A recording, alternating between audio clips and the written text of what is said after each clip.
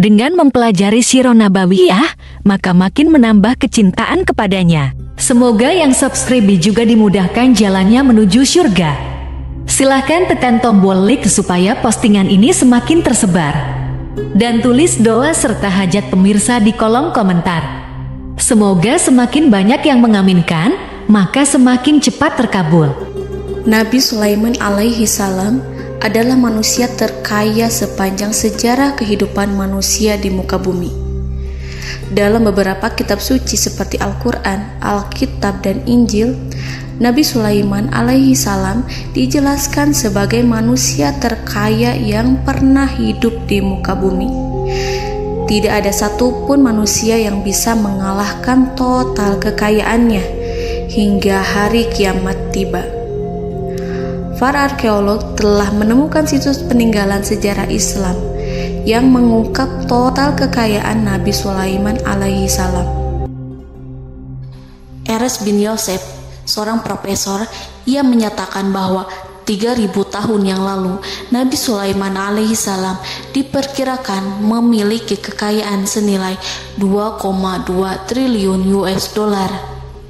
Dan bila dikonversikan dengan nilai mata uang dolar hari ini, jika dirupiahkan, maka nilainya setara dengan 32.891.870 triliun rupiah. Profesor tersebut juga menjelaskan bahwa kekayaan Nabi Sulaiman alaihi salam berasal dari dua sumber, yakni istana kerajaan dan tambang tembaga. Nilai itu berkali-kali lipat lebih banyak dari total kekayaan negara Indonesia yang hanya mencapai 11.454 triliun per 30 Desember 2021. Nabi Sulaiman alaihi salam memiliki beberapa mukjizat. Di antaranya adalah dapat berbicara dengan bahasa binatang. Beliau dapat memerintah mereka untuk melakukan sesuatu. Beliau juga dapat mengendalikan besar kecilnya tekanan angin dan dapat mengatur ke arah mana angin akan berhembus. Sehingga dengan itu Nabi Sulaiman dapat memanfaatkan angin sebagai kendaraannya dan juga kendaraan tentaranya. Nabi Sulaiman juga bisa melunakkan besi dan membentuknya menjadi pakaian perang yang anti tusukan senjata tajam. Nabi Sulaiman juga memimpin para jin. Mereka tunduk dan patuh pada perintah Nabi Sulaiman alaihi salam. Tidak hanya setan, iblis laknatullah yang merupakan makhluk pembangkang dapat dibuat tunduk bertekuk lutut pada perintah-perintah Nabi Sulaiman. Nabi Sulaiman bisa melakukan teleportasi, yaitu berpindah dari suatu tempat ke tempat yang lain dalam waktu singkat. Peristiwa itu dibuktikan dengan pemindahan singgasana Ratu Balqis atas perintah Nabi Sulaiman. Nabi Sulaiman dikenal sebagai raja yang adil dan bijaksana. Nabi Sulaiman diberkahi kecerdasan yang luar biasa untuk menyatu padukan segenap kekuatan yang Allah berikan kepadanya. Ia mengelola dan membawa kerajaannya menjadi kekuatan raksasa yang tak terkalahkan di masanya dengan segenap kemampuan yang dimilikinya. Tentara Nabi Sulaiman adalah tentara terkuat di bumi tanpa ada yang menandingi. Pertanyaan mendasar yang muncul kali ini adalah dari mana sumber kekayaan dan kekuatan Nabi Sulaiman alaihi salam? Untuk mendapatkan jawaban dari pertanyaan ini, simak video ini sampai selesai. Sebelum itu, mari bantu channel ini terus berkembang dengan cara subscribe dan nyalakan tanda loncengnya. Berikan komentar yang positif dan berikan like serta share video ini. Bismillahirrahmanirrahim. Sungguh kami benar-benar telah menganugerahkan ilmu kepada Daud dan Sulaiman. Keduanya berkata, segala puji bagi Allah yang melebihkan kami dari kebanyakan hamba-hambanya yang mukmin.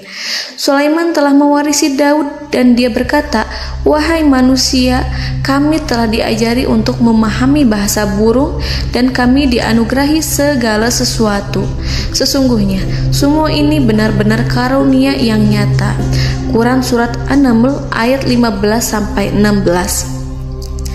Saudara-saudaraku yang dirahmati Allah, pada ayat di atas disebutkan bahwa Sulaiman telah mewarisi Daud.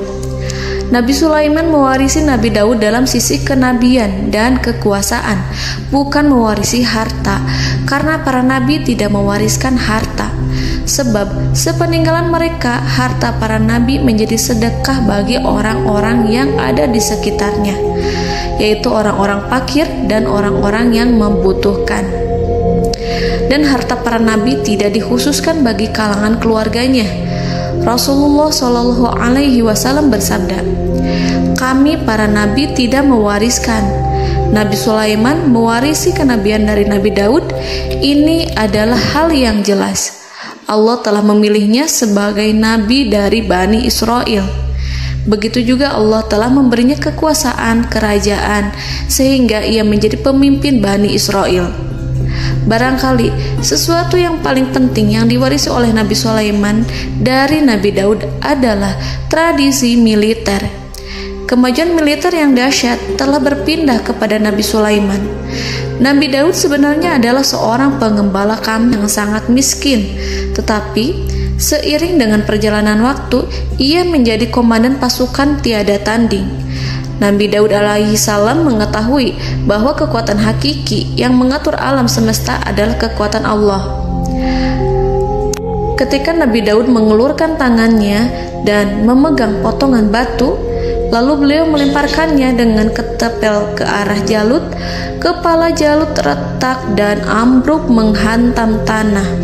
Ini sebagai bentuk demonstrasi kekuatan darinya. Kehadiran Nabi Daud mengubah pasukan Bani Israel, di mana mereka sebelumnya lari jika berhadapan dengan musuh. Maka kini keberadaan mereka mulai diperhitungkan di masa hidupnya. Nabi Daud mengalami peperangan yang sangat banyak, tapi Al-Quran tidak menceritakan secara terperinci. Hal itu dikarenakan karena Al-Quran adalah kitab dakwah di jalan Allah, bukan kitab sejarah. Al-Quran hanya menceritakan di dalam Al-Quran surat Shad ayat 20, "Dan kami kuatkan kerajaannya, kerajaan Daud." Ayat tersebut berarti bahwa Nabi Daud belum terkalahkan dalam peperangan yang diikutinya. Di samping dukungan yang Allah berikan kepadanya, juga pasukan dan rakyatnya, di mana mereka adalah orang-orang yang bertauhid, menyerahkan diri kepada Allah. Allah Subhanahu wa Ta'ala mengajarkan kepada Nabi Daud hal-hal yang menjadikan pasukannya memiliki keistimewaan yang dengannya mereka dapat mengalahkan pasukan-pasukan lain, pasukan-pasukan besar yang ada di bumi pada saat itu.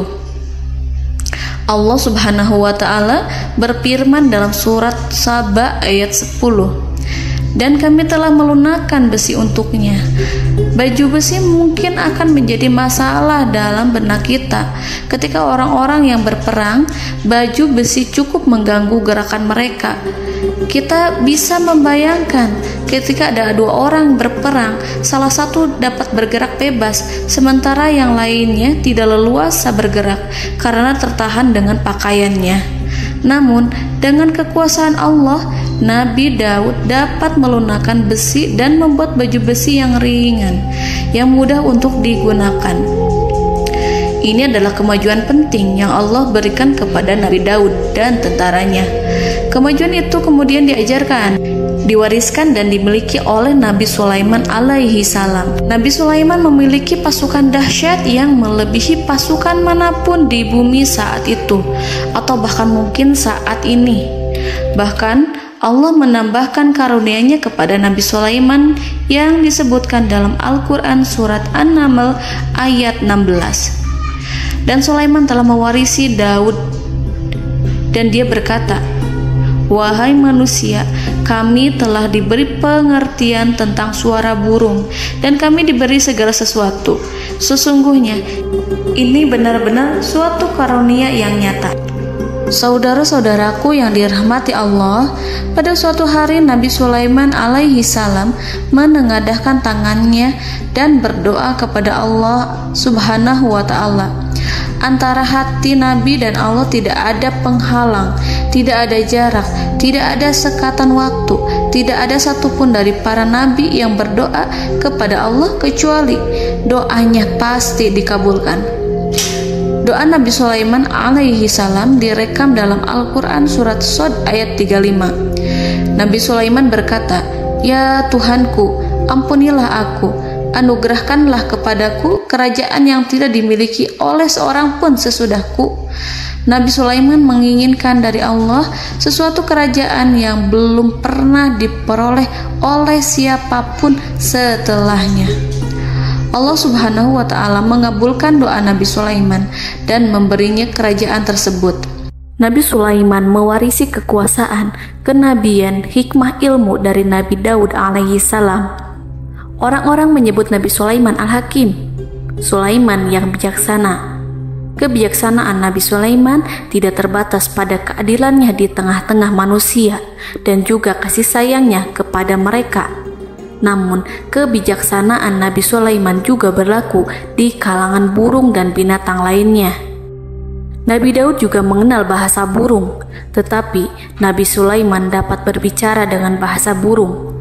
Bahkan, ia dapat menggantikannya sebagai pembantunya. Ketika Nabi Daud bertasbih di gunung, burung-burung serta binatang buas ikut bertasbih bersamanya. Bahkan angin pun berhenti untuk mendengarkan tasbih itu.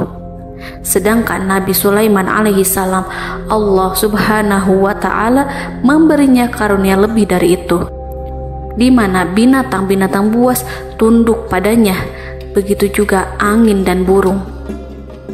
Saudara-saudaraku yang dirahmati Allah, Nabi Sulaiman alaihi salam mampu mendengarkan bisikan semut yang berbicara kepada sesama mereka. Bahkan, ia mampu memerintahkan semut tersebut sehingga semut itu menjadi taat pada perintahnya. Pasukan Nabi Sulaiman memiliki kekuatan yang sangat dahsyat. Belum pernah ada di dunia ini satu pasukan pun yang memiliki kekuatan seperti itu. Kekuatan Nabi Sulaiman berasal dari beberapa kombinasi yang sangat mengagumkan, sehingga karenanya ia tidak dapat tertandingi. Kekuatan itu terdiri dari manusia, binatang-binatang, jin, dan lain sebagainya. Kita mengetahui bahwa jin adalah makhluk Allah dan manusia tidak mampu melihatnya atau menghadirkannya atau meminta pertolongan kepadanya. Sedangkan Nabi Sulaiman telah diberi Allah suatu kemampuan untuk menundukkan jin, mempekerjakan mereka sebagai tentara di tengah-tengah peperangan. Bahkan ia mampu menjadikan mereka sebagai pekerja-pekerja kasar di kerajaannya saat tidak ada peperangan. Oleh sebab itu, ketika ada pasukan lain yang mencoba melawan pasukan Nabi Sulaiman, mustahil mereka akan mendapatkan kemenangan. Bahkan pasukan Nabi Sulaiman diperkuat oleh pasukan burung. Burung di pasukan Nabi Sulaiman memerankan tugas penting, yaitu menjadi agen intelijen. Kita mengetahui bahwa peranan informasi saat peperangan adalah hal yang penting. Dari informasi tersebut, pasukan dapat mengetahui keadaan lawannya. Demikianlah peranan burung pada pasukan Sulaiman. Ia terbang di tengah-tengah musuh. Kemudian, ia kembali kepada Nabi Sulaiman untuk menyampaikan berita tentang keadaan lawannya. Di samping jin dan burung, Allah juga menundukkan angin untuk Nabi Sulaiman.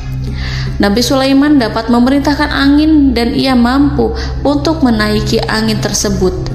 Dalam Al-Quran surat Shad ayat 36-40, Allah Subhanahu wa Ta'ala berfirman, "Kami tundukkan kepada angin yang berhembus dengan baik menurut kemana saja yang dikehendaki Sulaiman.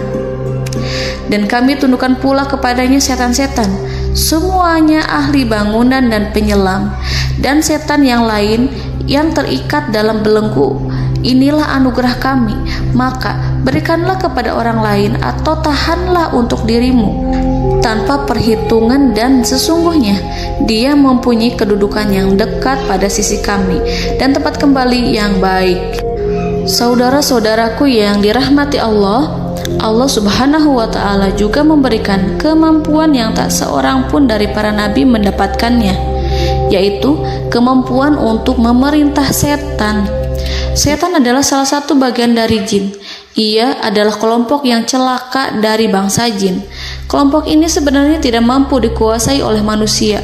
Bahkan jin yang soleh tidak dapat mengatur setan. Adapun Nabi Sulaiman, Allah telah memberinya kekuasaan untuk menundukkan setan dan mempekerjakannya, bahkan mengikatnya dengan rantai serta menghukumnya jika ia menentang pada perintahnya. Setan membangun untuk Sulaiman istana-istana, patung-patung, dan alat-alat perang. Bahkan setan-setan itu menyelam ke dasar lautan untuk mengeluarkan permata dan yakut untuk Sulaiman. Jika di antara setan yang menentang perintahnya, maka Nabi Sulaiman alaihi salam mengikatnya dengan rantai. Ini semua menunjukkan kekayaan Nabi Sulaiman dan kekuasaannya, di mana ia mampu mengatur banyak makhluk di bumi ini. Tentu saja, kemampuan itu semua adalah atas izin dari Allah Subhanahu wa Ta'ala sebagai mukjizat darinya. Allah Subhanahu wa Ta'ala berfirman dalam Al-Quran surat Saba ayat 12, dan sebagian dari jin adalah yang bekerja di hadapannya, di bawah kekuasaannya, dengan izin Tuhannya. Dan siapa yang menyimpang di antara mereka dari perintah kami, maka kami rasakan kepadanya azab neraka yang apinya menyala-nyala. Para jin itu membuat untuk Sulaiman apa yang dikehendakinya, dari gedung-gedung yang tinggi, patung-patung, dan piring-piring yang besarnya seperti kolam, atau periuk yang tetap berada di atas tungku. Saudara-saudaraku yang dirahmati Allah, Nabi Sulaiman yang bijaksana adalah penguasa yang tak tertandingi di muka bumi. Meskipun memperoleh nikmat-nikmat khusus yang agung itu yang Allah berikan kepada Sulaiman, beliau tetap menunjukkan dirinya sebagai manusia yang paling banyak berzikir kepada Allah dan manusia yang paling banyak bersyukur di zamannya. Saudara-saudaraku yang dirahmati Allah, sebagaimana Allah Subhanahu wa Ta'ala memberikan nikmat kepada ayahnya Nabi Daud alaihi salam, di mana ia mampu melunakkan besi, dan Allah mengajarinya bagaimana cara mencairkan besi, maka Nabi Sulaiman alaihi salam dapat memanfaatkan tembaga yang cair untuk peperangan. Dan juga di saat perdamaian, pada saat peperangan, beliau mencampur tembaga dengan besi dan menjadikannya perunggu. Mereka menggunakan senjata-senjata perunggu dalam peperangan seperti pedang, baju besi, dan juga pisau. Senjata-senjata ini adalah senjata yang paling kuat pada saat itu. Sedangkan di saat damai, tembaga digunakan untuk membuat bangunan, perhiasan, dan sebagainya. Meskipun Nabi Sulaiman mendapatkan nikmat yang besar dan karunia yang khusus, Allah Subhanahu wa Ta'ala mengujinya dengan suatu ujian yang dahsyat. Ujian yang akan selalu datang kepada seorang hamba yang soleh. Ketika hamba itu mendapatkan kedudukan besar, maka ujiannya pun menjadi besar. Allah Subhanahu wa Ta'ala menguji Nabi Sulaiman dengan penyakit. Diceritakan oleh Fahru Roji, Nabi Sulaiman diuji dengan suatu penyakit yang keras, di mana kedokteran saat itu tidak dapat dan tidak mampu mengatasinya. Sakitnya Nabi Sulaiman sangat keras sehingga para dokter dari kalangan manusia ataupun jin tidak mampu menghilangkan penyakit itu. Lalu burung-burung menghadirkan rumput-rumput yang dianggapnya sebagai obat, tetapi Nabi Sulaiman tak kunjung sembuh. Semakin hari penyakit Nabi Sulaiman semakin menjadi-jadi, sehingga ketika Nabi Sulaiman duduk di atas kursi, ia duduk bagaikan tubuh tanpa roh. Seakan-akan ia mati karena saking keras penyakit yang dideritanya. Sakit yang diderita oleh Nabi Sulaiman alaihi salam berlangsung sangat lama. Namun Nabi Sulaiman tidak henti-hentinya berzikir kepada Allah dan meminta kesembuhan kepadanya, serta selalu beristighfar dan mengungkapkan rasa cinta kepadanya. Selesailah ujian Allah terhadap hambanya Nabi Sulaiman. Beliau pun sembuh. Nabi Sulaiman merasakan kembali kesehatannya setelah ia mengetahui segala kejayaan dan segala kekuasaan serta segala kebesarannya tidak lagi mampu menghilangkan penyakit yang dideritanya kecuali jika Allah menghendaki. Saudara-saudaraku yang dirahmati Allah, Nabi Sulaiman telah membangun tempat ibadah, tempat sujud, sehingga manusia menyembah Allah di dalamnya. Orang-orang yang membangunnya berjumlah puluhan ribu orang. Tentu setiap kelompok dari mereka memiliki pekerjaan masing-masing. Di antara mereka ada yang mencairkan tembaga, di antara mereka ada yang tukang pahat, ada yang tukang ukir, ada yang membelah batu, ada yang memotong kayu, ada yang mendatangkan rumput-rumput dari Libanon, ada yang mendatangkan emas dan menjadikannya lempengan-lempengan yang mengkilat untuk menutupi kayu, serta untuk melapisi dinding-dinding. Bahkan golongan jin pun membantu membangun tempat tersebut, tentu dengan perintah dan bimbingan Nabi Sulaiman. Mereka membuat patung-patung yang besar, membuat bejana yang besar untuk tempat makan para tentara dan pekerja, yaitu bejana seperti gunung. Karena saking berat dan besarnya, mereka juga membuat tempat-tempat minum yang besarnya seperti kolam. Nabi Sulaiman mengawasi para pekerjanya dan juga mengurusi masyarakatnya, di mana beliau mengenali problem mereka dan berusaha memecahkannya. Beliau juga mengawasi pasukan dari kalangan binatang dan burung. Beliau mengetahui apabila ada satu di antara mereka yang tidak datang, kemana ia pergi, serta mengapa ia pergi. Nabi Sulaiman menguasai pengetahuan itu semua. Nabi Sulaiman bukan hanya mengetahui problem tentara-tentaranya dari kalangan manusia ataupun tentaranya dari kalangan burung, namun ia juga menunjukkan kasih sayang terhadap semut, di mana beliau mendengar bisikannya dan tidak suka untuk menginjaknya. Nabi Sulaiman selalu menundukkan kepalanya ke bumi sebagai bentuk rasa rendah diri dan syukur kepada Allah. Pada suatu hari, Nabi Sulaiman alaihi salam berjalan di depan tentaranya dan tiba-tiba ia mendengar suara semut yang berkata kepada temannya dari kalangan semut. Hal itu terekam dalam Al-Quran surat An-Naml ayat 18-19. Wahai semut-semut, masuklah ke dalam sarang-sarangmu agar kamu tidak terinjak oleh Sulaiman dan tentaranya, sedangkan mereka tidak menyadarinya.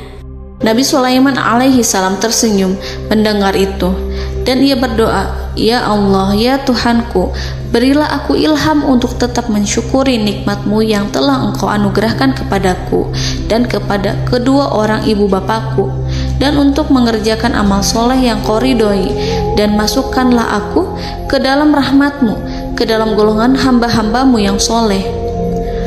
Saudara-saudaraku yang dirahmati Allah, meskipun Nabi Sulaiman mendapatkan kekuasaan dan memiliki tentara yang besar, namun beliau menunjukkan kasih sayang terhadap bangsa semut. Beliau mendengarkan bisikannya dan melihat semut yang ada di depannya. Oleh karena itu, tak mungkin baginya untuk menginjak golongan semut itu. Nabi Sulaiman bersyukur kepada Allah telah memberinya nikmat, yaitu nikmat rahmat dan kasih sayang. Di samping itu, Nabi Sulaiman alaihi salam adalah orang paling kaya di dunia. Istananya terbuat dari kayu gaharu yang memiliki wangi harum. Istananya terbuat dari emas yang terkadang dari kristal. Beliau juga memiliki kursi besar yang terbuat dari emas dan permata. Istana Nabi Sulaiman merupakan istana yang paling besar di dunia. Nabi Sulaiman menggunakan pakaian dari emas dan permata. Meskipun demikian, Nabi Sulaiman tetap menunjukkan sebagai hamba yang berserah diri dan rendah diri di hadapan Allah Subhanahu wa Ta'ala. Nabi Sulaiman yang merendahkan diri di hadapan Allah, ia selalu sujud kepada Allah sebagaimana ayahnya yang selalu bertasbih pada Allah. Nabi Sulaiman selalu melantunkan lagu-lagu cinta ilahi dan hanya memuji Allah Subhanahu wa Ta'ala. Pada suatu hari, Nabi Sulaiman alaihi salam mengeluarkan perintah kepada pasukannya untuk bersiap-siap. Kemudian, Nabi Sulaiman keluar dan memeriksa pasukannya satu demi satu. Kelompok yang pertama adalah kelompok manusia. Nabi Sulaiman memperhatikan kesiapan mereka. Lalu Nabi Sulaiman mengeluarkan perintah-perintah kepada mereka. Kemudian Nabi Sulaiman memeriksa kelompok jin dan menyampaikan perintahnya kepada mereka. Beliau memenjarakan jin yang tampak bermalas-malasan saat bekerja. Lalu beliau memeriksa binatang dan berkata kepada mereka, apakah mereka sudah makan dengan baik? Apakah mereka tidur dengan nyenyak? Apakah ada yang mengadu pada mereka, misalkan karena penyediaan makanan yang tidak layak? Apakah ada di sana yang sakit dan lain sebagainya? Ketika Nabi Sulaiman merasa puas dengan semuanya, Nabi Sulaiman memasuki tenda tempat berkumpulnya para burung. Nabi Sulaiman alaihissalam kemudian memasuki tenda tersebut, mengamati keadaan di sekitarnya, sehingga beliau mengetahui bahwa ada satu burung yang tidak hadir, yaitu burung hudhud. Mengapa aku tidak melihat burung hudhud? Burung-burung yang lain tampak terdiam sebagai penghormatan, dan mereka mendengarkan apa yang akan dikatakan pemimpin mereka. Nabi Sulaiman mengarahkan pandangannya pada semua burung dan tidak menemukan burung hudhud di antara mereka. Tak seekor burung pun yang mengetahui keberadaannya. Burung hudhud absen pada apel wajib kali ini. Nabi Sulaiman mulai menampakkan kemarahannya. Tiba-tiba, seekor burung kecil memberanikan diri untuk berkata kepada Nabi Sulaiman, "Wahai Nabi yang mulia, seharusnya hudhud ada bersamaku kemarin untuk melaksanakan tugas penyelidikan. Ia adalah pemimpin misi itu. Namun, burung hudhud belum datang. Oleh karena itu, aku tidak pergi bersamanya." Burung itu tampak gemetar. Nabi Sulaiman mengetahui bahwa hudhud tidak hadir dan tak seorang pun mengetahui kemana ia pergi. Burung hudhud pergi tanpa izin terlebih dahulu. Dalam keadaan marah, Nabi Sulaiman berkata, "Sungguh aku benar-benar akan mengazabnya dengan azab yang sangat keras, atau benar-benar menyembelihnya, kecuali jika ia benar-benar datang kepadaku dengan alasan yang jelas." Kawanan burung-burung mengetahui bahwa Nabi Sulaiman sedang marah dan telah menetapkan untuk menyiksa burung hudhud atau menyembelihnya, atau justru memaafkannya dengan syarat ia datang dengan membawa alasan yang dapat menyelamatkannya, atau dengan kata lain, burung hudhud dapat memastikan bahwa ia melaksanakan tugas yang penting. Nabi Sulaiman menunjukkan kemarahan yang besar, sehingga siapapun akan merasa takut kepada Nabi Sulaiman yang marah. Nabi Sulaiman kemudian pergi dari tempat burung tersebut. Nabi Sulaiman masih memikirkan keadaan burung hudhud. Seharusnya burung hudhud menjadi bagian penting dari badan intelijen. Apakah ia pergi untuk menyingkap suatu, atau apakah ia pergi hanya untuk bermain-main? Nabi Sulaiman telah memperhatikan dan mengetahui bahwa burung hudhud adalah seekor burung yang cerdik dan juga fasih berbicara. Terkadang Nabi Sulaiman mendapati burung hudhud sedang bermain-main dan menunda-nunda pekerjaannya. Namun ketika Nabi Sulaiman melihatnya, burung hudhud memahami bahwa perbuatannya tidak benar. Oleh karena itu, ia tidak boleh menyampur adukan antara waktu serius dan waktu bermain. Tidak lama setelah itu, burung hudhud tiba di tempat para burung. Burung-burung yang lain berkata kepadanya, "Wahai hudhud, pergilah engkau ke tempat Nabi Sulaiman. Jika ia mengetahui bahwa engkau telah sampai, jiwamu benar-benar terancam." Mendengar itu, burung hudhud segera beranjak. Ia terbang menemui Nabi Sulaiman. Pada waktu itu, Nabi Sulaiman sedang duduk bersama tentaranya yang lain. Burung hudhud berdiri. Ia telah merencanakan untuk memulai pembicaraan dengan Nabi Sulaiman sebelum Nabi Sulaiman bertanya kepadanya kemana dia pergi. Ini sebagai bukti bahwa hudhud telah melaksanakan suatu tugas yang penting. Dalam Al-Quran Surat An-Naml ayat 22, burung hudhud berbicara, "Aku telah mengetahui sesuatu yang kamu belum mengetahuinya, dan kubawa kepadamu dari negeri Saba suatu berita penting yang diyakini." Seakan-akan burung hudhud hendak berkata, "Aku adalah hudhud yang miskin, tapi aku mengetahui apa yang tidak engkau ketahui, dan aku telah datang kepadamu dari kerajaan Saba dengan membawa berita yang sangat penting." Nabi Sulaiman tampak terdiam menunggu hudhud menyelesaikan kisahnya. Dalam surat An-Naml ayat 23-24, burung hudhud berkata, Sesungguhnya aku menjumpai seorang wanita yang memerintah mereka. Dia dianugerahi segala sesuatu serta mempunyai singgasana yang besar. Aku mendapati dia dan kaumnya menyembah matahari selain Allah. Dan setan-setan telah menjadikan mereka memandang indah perbuatan-perbuatan mereka, lalu menghalangi mereka dari jalan Allah, sehingga mereka tidak mendapat petunjuk. Burung hudhud diam. Nabi Sulaiman merasa bahwa hudhud menunjukkan kepasihan lisannya. Nabi Sulaiman berkata dalam Quran surat An-Naml ayat 27 sambil menunjukkan senyum manisnya.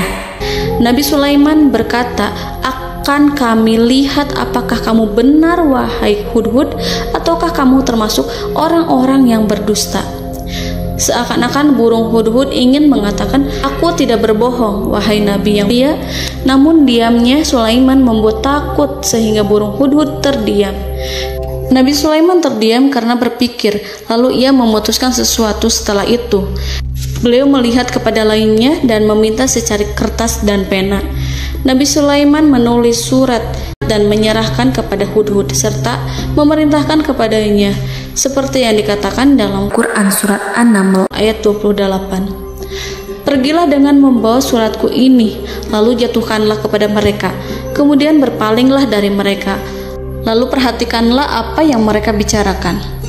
Al-Quranul Karim hanya menceritakan dalam Al-Quran surat An-Naml bagaimana perginya hudhud dan bagaimana ia menyerahkan surat itu. Lalu Al-Quran langsung menyebut keadaan kerajaan Balqis yang saat itu sedang membaca surat di depan para pembesar kerajaan dan para menterinya. Dalam Quran surat An-Naml ayat 29-31 berkatalah Balqis, "Wahai pembesar-pembesar, sesungguhnya telah dijatuhkan kepadaku sebuah surat yang mulia.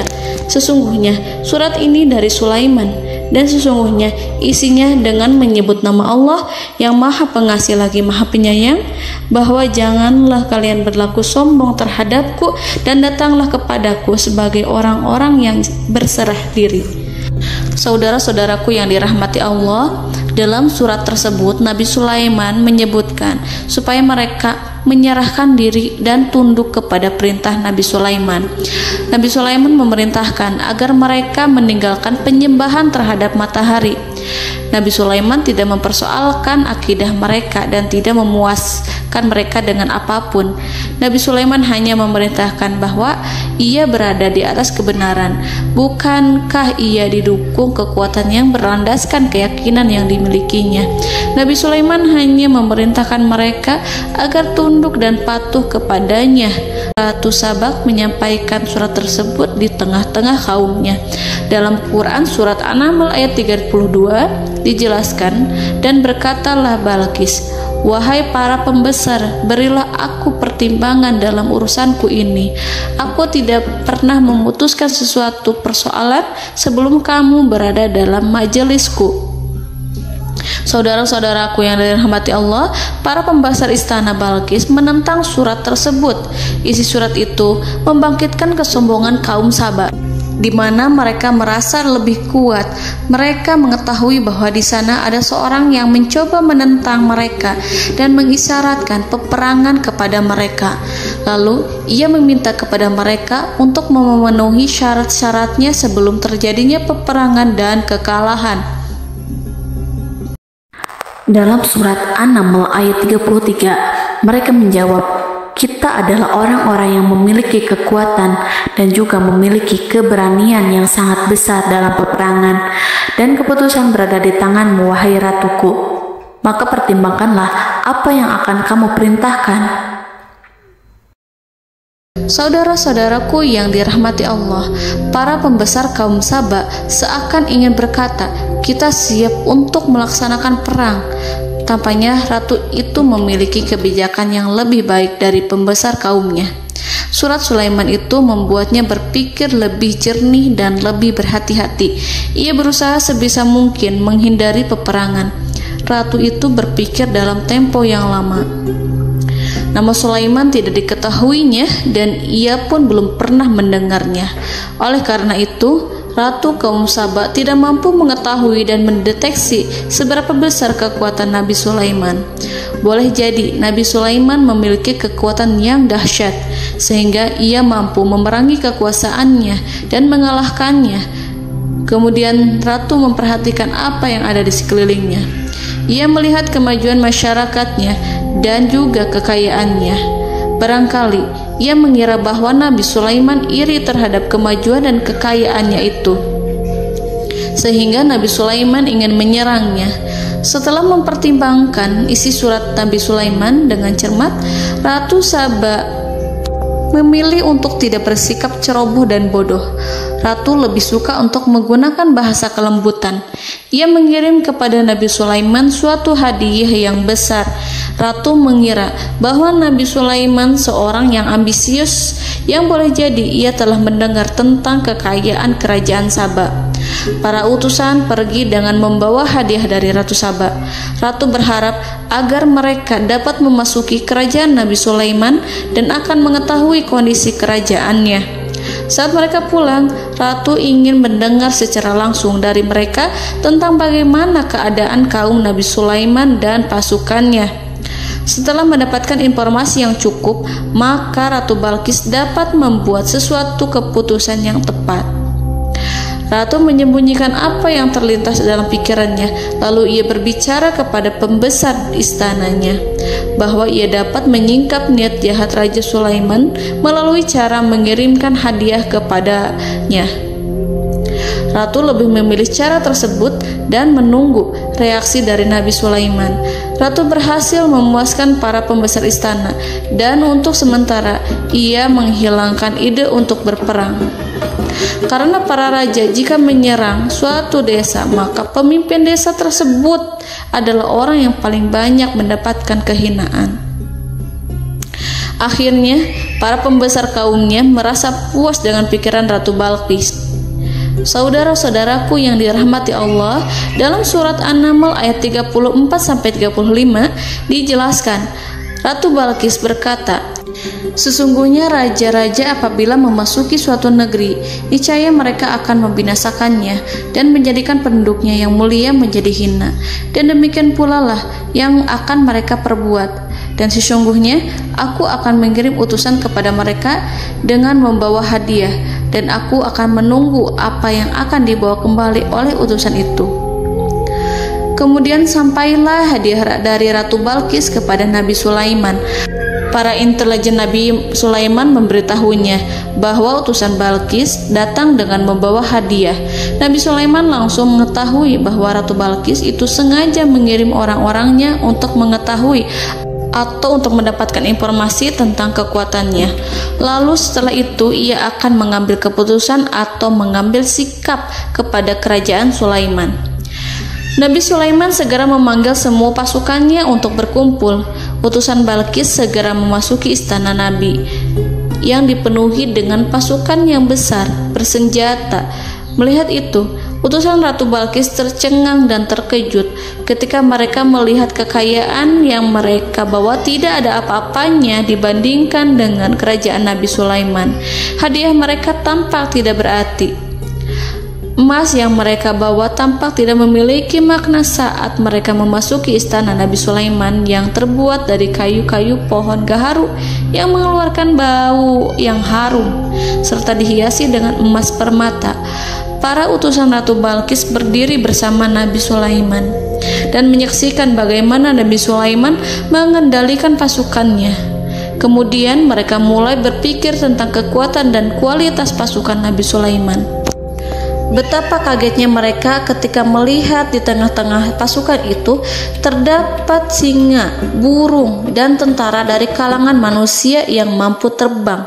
Mereka pun sadar bahwa mereka di hadapan pasukan yang tiada tandingannya. Selesailah demonstrasi pasukan Nabi Sulaiman. Kemudian para utusan ratu dipersilahkan maju ke tempat hidangan makanan. Para utusan itu sangat terkejut ketika melihat berbagai macam makanan dari penjuru dunia ada di depannya. Dan di antara makanan itu terdapat pula makanan yang biasa ditemukan di negeri mereka. Tetapi mereka melihat bahwa makanan itu memiliki rasa yang lebih istimewa. Selain itu, Piring-piring yang ada di terbuat dari emas, dan mereka dilayani oleh laki-laki yang berhias dengan emas. Di meja makan itu terdapat burung, ikan laut, dan berbagai macam daging yang mereka tidak mampu lagi membedakan daging apa itu.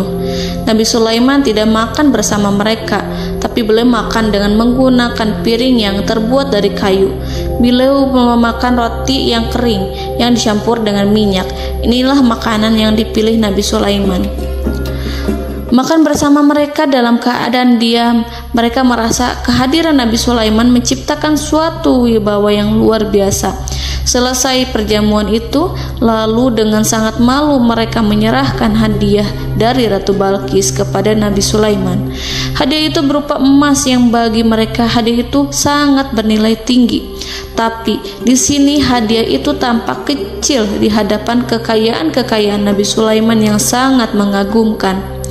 Nabi Sulaiman memperhatikan hadiah dari Ratu Balqis itu dan berkata dalam Quran surat An-Naml ayat 36, "Maka apa yang diberikan Allah kepadaku lebih baik daripada apa yang diberikannya kepadamu, tetapi kamu merasa bangga dengan hadiahmu." Raja Sulaiman menyingkap dengan kata-katanya yang singkat itu penolakannya terhadap hadiah mereka. Ia memberitahu utusan itu bahwa ia tidak menerima hadiah tersebut. Ia tidak merasa puas dengan hadiah itu. Yang membuatnya puas hanyalah, "Janganlah kalian berlaku sombong terhadapku, dan datanglah kepadaku sebagai orang-orang yang berserah diri." Lalu Nabi Sulaiman berkata kepada mereka dengan pelan. Hal itu diabadikan dalam Quran surat An-Naml ayat 37. "Kembalilah kepada mereka.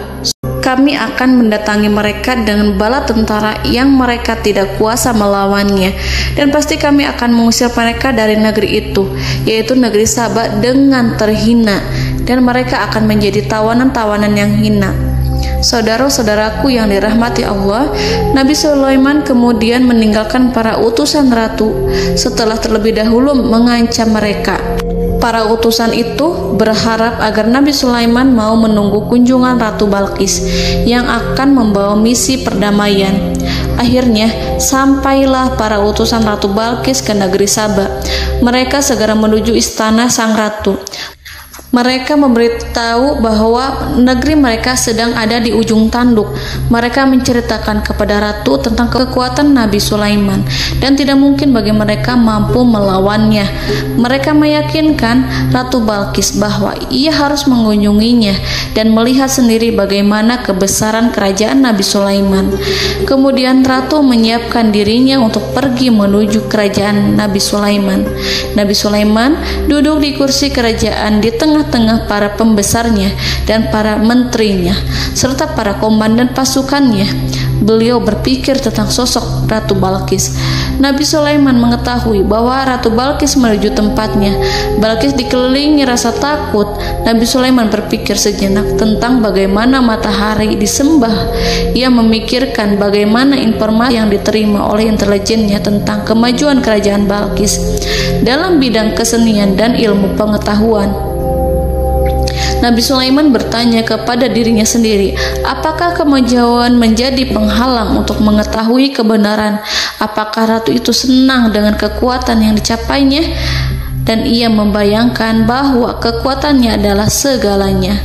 Dengan kemajuan yang dimilikinya, Nabi Sulaiman ingin membuat kejutan agar ratu mengetahui bahwa Islam yang diyakini oleh Nabi Sulaiman adalah satu-satunya yang mampu mendatangkan kemajuan dan kekuatan yang hakiki, sehingga ia dapat membandingkan antara keyakinannya dalam menyembah matahari beserta kemajuan yang dicapainya dengan keyakinan Nabi Sulaiman beserta kemajuan yang diraihnya. Saudara-saudaraku yang dirahmati Allah, para mata-mata Nabi Sulaiman telah memberitahunya bahwa hal yang sangat disegani dan dikagumi oleh kaum Balkis adalah kerajaan Saba, yaitu singgasana Ratu Balkis.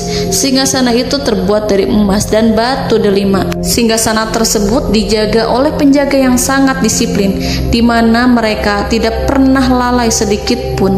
Oleh karena itu, sangat tepat apabila Nabi Sulaiman menghadirkan singgasananya di sini, di kerajaannya, sehingga ketika ratu tiba, maka ia dapat duduk di atasnya. Nabi Sulaiman ingin membuat kejutan kepadanya dan menunjukkan bahwa kemampuannya tersebut yang berlandaskan pada keislaman. Nabi Sulaiman melakukan yang demikian itu dengan harapan agar si ratu tunduk kepadanya. Ide itu terlintas dalam diri Nabi Sulaiman. Lalu ia mengangkat kepalanya dan menoleh kepada anak buahnya. Hal itu diabadikan dalam Quran surat An-Naml ayat 38. Wahai para pembesar, siapakah di antara kamu sekalian yang sanggup membawa singgasananya kepadaku sebelum mereka datang kepadaku sebagai orang-orang yang berserah diri? Saudara-saudaraku, perhatikanlah ungkapan pikiran Nabi Sulaiman tersebut. Semua pemikirannya berkisar tentang keislaman, para penyembah matahari, tentang bagaimana beliau dapat memberikan petunjuk kepada mereka di jalan Allah. Yang pertama menjawab pertanyaan Nabi Sulaiman adalah jin Ifrit.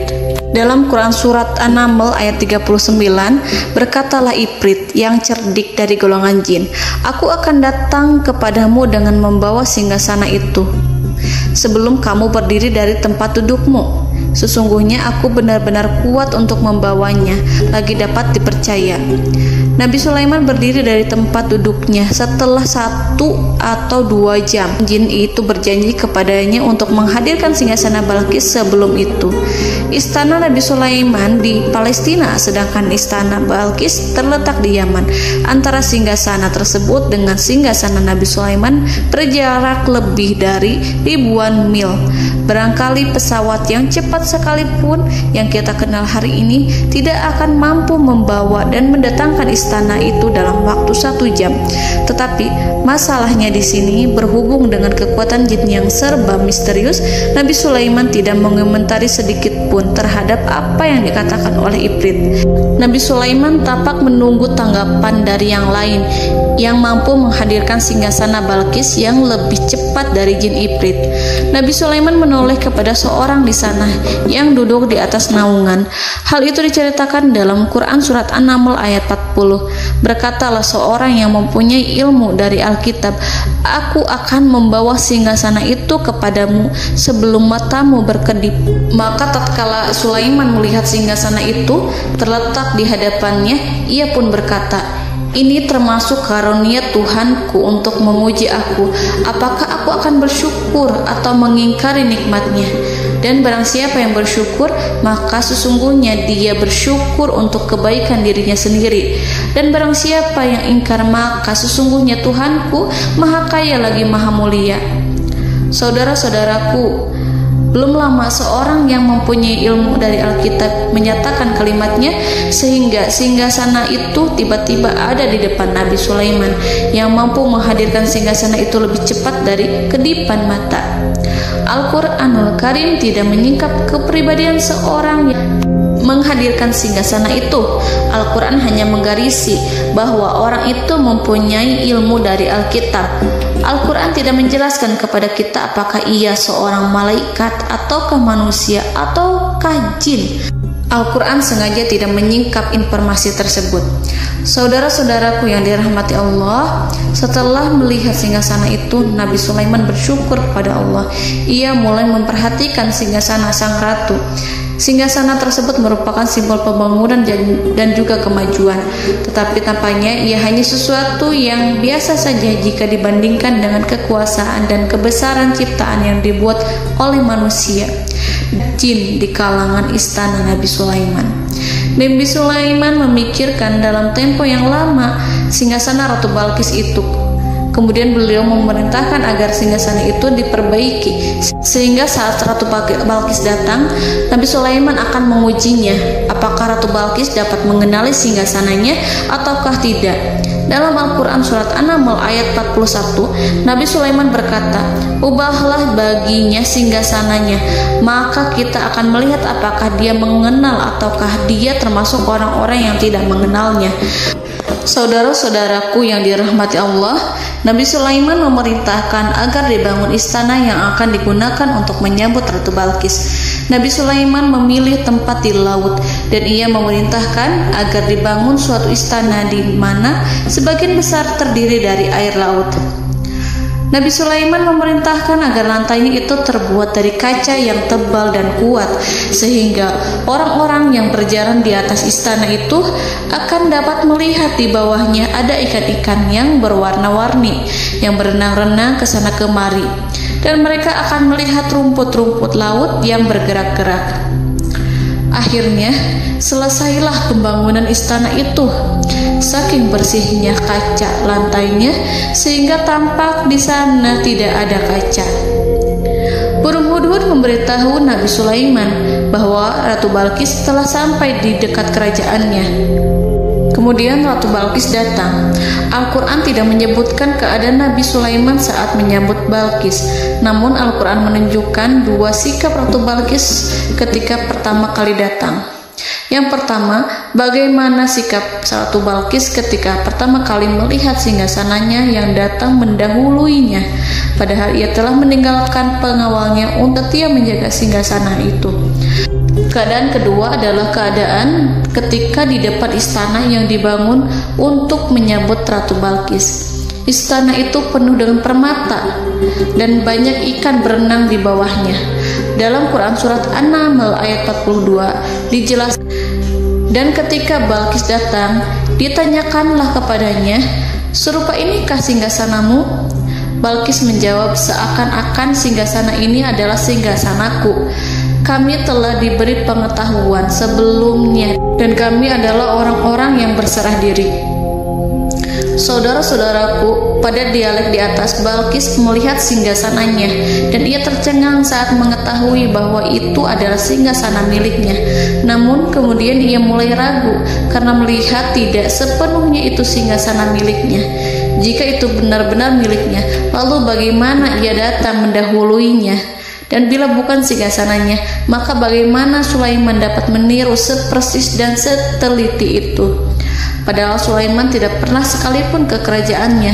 Nabi Sulaiman berkata saat melihat Balqis mengamati singgasananya, "Apakah ini singgasanamu?" Balqis terlihat sangat kebingungan, namun setelah itu ia menjawab, "Sepertinya benar." Nabi Sulaiman berkata, "Kami telah diberi ilmu sebelumnya dan kami sebagai orang-orang muslim." Saudaraku yang dirahmati Allah, melalui pertanyaan Nabi Sulaiman ingin mengisyaratkan kepada Balqis agar ia membandingkan antara keyakinannya beserta ilmu yang dicapainya dengan keyakinan Nabi Sulaiman yang muslim beserta pengetahuan yang telah diraihnya. Penyembahan terhadap matahari dan pencapaian ilmu yang dicapai oleh Ratu Balqis tanpa tidak ada apa-apanya dibandingkan dengan ilmu Nabi Sulaiman dan keislamannya. Nabi Sulaiman telah mendahuluinya dalam bidang ilmu karena keislamannya. Karena itu, sangat mudah baginya untuk mengungguli Balqis dalam ilmu-ilmu yang lainnya. Demikianlah yang disyaratkan dalam pertanyaan Nabi Sulaiman kepada Ratu Balqis. Ratu Saba itu mengetahui bahwa ini adalah singgasananya, di mana singgasana itu datang lebih dahulu daripada dirinya. Beberapa bagian darinya telah diubah saat Balqis masih di perjalanan menuju ke tempat Nabi Sulaiman. Ia berpikir kemampuan apa yang dimiliki Nabi Sulaiman. Ratu Balqis tercengang melihat apa yang disaksikannya, yang berupa buah dari keimanan Nabi Sulaiman dan hubungannya dengan Allah Subhanahu wa Ta'ala. Sebagaimana Balqis juga tercengang ketika melihat kemajuan di bidang ilmu pembangunan, seni, dan ilmu-ilmu yang lainnya. Maka ia tidak lebih kagum lagi saat melihat hubungan yang kuat antara keislaman Nabi Sulaiman dengan ilmunya, serta kemajuan yang diraihnya. Dalam Al-Quran surat An-Naml ayat 43 dijelaskan Dan apa yang disembahnya selama ini selain Allah mencegahnya untuk melahirkan keislamannya, karena sesungguhnya ia terdahulu termasuk orang-orang yang kafir. Saudara-saudaraku yang dirahmati Allah, bergoncanglah dalam benak Balqis ribuan hal ketika melihat keyakinan kaumnya runtuh di hadapan Nabi Sulaiman. Ia menyadari matahari yang disembahnya hanya merupakan ciptaan Allah, dan Allah lah yang menggerakkannya untuk hamba-hambanya. Lalu terbitlah matahari kebenaran dalam dirinya. Hatinya diterangi oleh cahaya baru yang tidak akan tenggelam seperti tenggelamnya matahari. Masa keislamannya hanya menunggu waktu. Ratu Balqis memilih waktu yang tepat untuk mengumumkan keislamannya. Allah Subhanahu wa Ta'ala berfirman dalam Quran Surat An-Naml ayat 44. Dikatakan kepadanya, masuklah ke dalam istana. Maka tatkala ia melihat lantai istana itu, dikiranya kolam air yang besar dan disingkapnya dua betisnya. Berkatalah Sulaiman, sesungguhnya ia adalah istana licin yang terbuat dari kaca. Berkatalah Balqis, wahai Tuhanku, sesungguhnya aku telah berbuat zalim terhadap diriku, dan aku berserah diri bersama Sulaiman kepada Allah Tuhan semesta alam.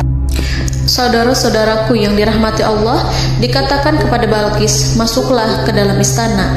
Ketika ia masuk, maka ia tidak menyaksikan adanya kaca, tetapi ia melihat air, sehingga ia mengira akan bersinggungan dengan air. Lalu ia menyingkapkan sedikit bajunya agar bajunya itu tidak basah. Nabi Sulaiman mengingatkannya tanpa melihatnya agar ia tidak khawatir terhadap pakaiannya, karena pakaiannya tidak akan basah, sebab di sana tidak ada air. Itu sekedar kaca yang halus, yang saking halusnya sehingga ia tidak tampak. Pada kesempatan itulah Balqis mengumumkan keislamannya yang mengakui kelalimannya, dan ia menyatakan menyerahkan diri kepada Nabi Sulaiman dan kepada Allah Tuhan semesta alam.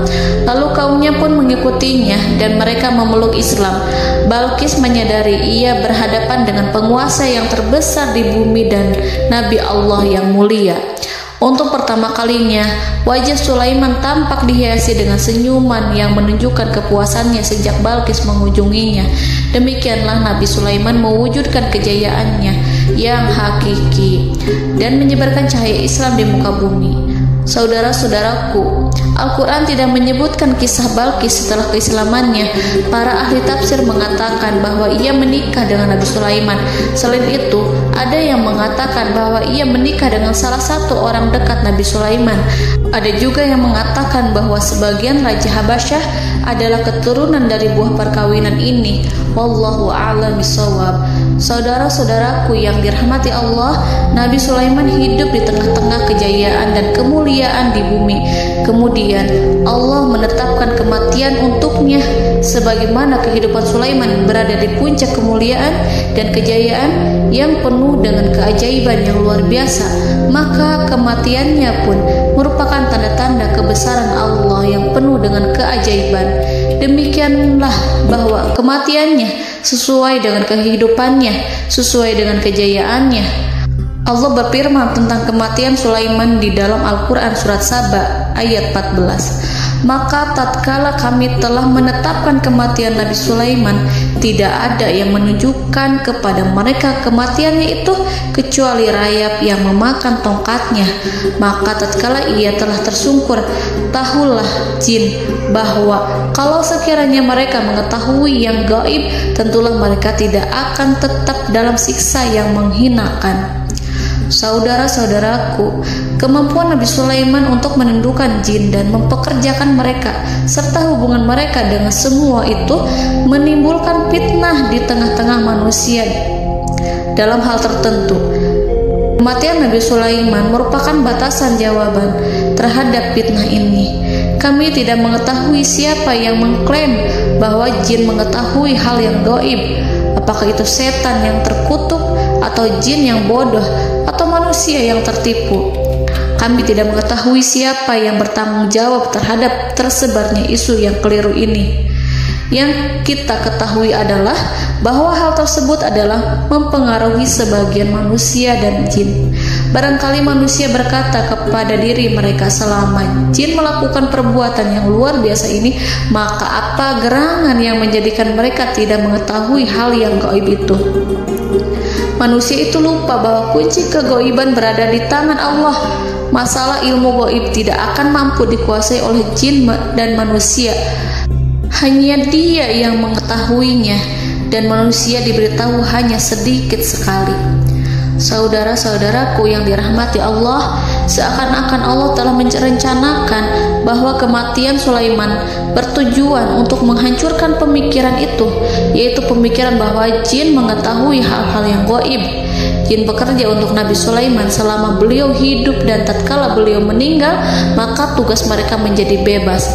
Nabi Sulaiman meninggal tanpa diketahui oleh jin, sehingga mereka tetap bekerja untuk mereka, tetap mengabdi kepada Sulaiman. Seandainya mereka mengetahui hal yang gaib, niscaya mereka tidak akan meneruskan pekerjaan mereka. Saudara-saudaraku, pada suatu hari Nabi Sulaiman memasuki mihrabnya untuk itikaf ibadah dan beribadah kepada Allah. Tak seorang pun yang berani mengganggu khalwatnya. Mihrab Sulaiman terletak di puncak gunung dan dindingnya terbuat dari permata. Pada suatu hari, Nabi Sulaiman duduk bersandar pada tongkatnya dan ia tampak tenggelam dalam tafakur. Beliau berzikir pada Allah hingga rasa kantuk menguasainya. Lalu setelah itu malaikat maut menemuinya. Nabi Sulaiman pun meninggal. Beliau bersandar kepada tongkatnya. Jin melihatnya dan mengira bahwa beliau sedang sholat, sehingga mereka pun terus melanjutkan pekerjaannya. Berlalulah hari demi hari yang panjang. Datanglah rayap, yaitu semut kecil yang memakan kayu. Hewan itu mulai memakan tongkat Nabi Sulaiman. Rayap itu tampak lapar. Sebagian dari tongkat Nabi Sulaiman dimakan beberapa hari oleh rayap itu. Ketika yang dimakannya semakin bertambah, maka tongkat itu pun menjadi rusak dan kemudian jatuh dari tangan Nabi Sulaiman alaihi salam. Tubuh mulia itu kehilangan keseimbangan dan kemudian jatuh terhempas di bumi. Tatkala tubuh suci itu tersungkur, maka manusia segera menuju ke arahnya. Mereka menyadari dan mengetahui bahwa Nabi Sulaiman telah meninggal dalam waktu yang lama. Jin menyadari bahwa mereka tidak mengetahui hal yang gaib, dan manusia pun mengetahui hakikat ini. Seandainya jin mengetahui hal yang gaib, niscaya ia tidak akan meneruskan siksa yang hina. Mereka tidak akan bekerja kepada Sulaiman. Demikianlah Nabi Sulaiman alaihi salam meninggal dalam keadaan duduk dan sholat di mihrabnya. Lalu berita itu tersebar bagaikan api di bumi. Manusia, burung, dan binatang buas mengantarkan jenazah Nabi Sulaiman. Sekawanan burung tampak sedih dan menangis. Semua makhluk bersedih. Akhirnya tak seorang pun mengetahui bahasa burung di bumi. Meninggallah seorang yang memahami pembicaraan burung, binatang-binatang, jin, dan lain sebagainya. Burung-burung itu berkata, betapa beratnya kehidupan di tengah orang-orang yang tidak mengetahui pembicaraan kita. Wallahu a'lam.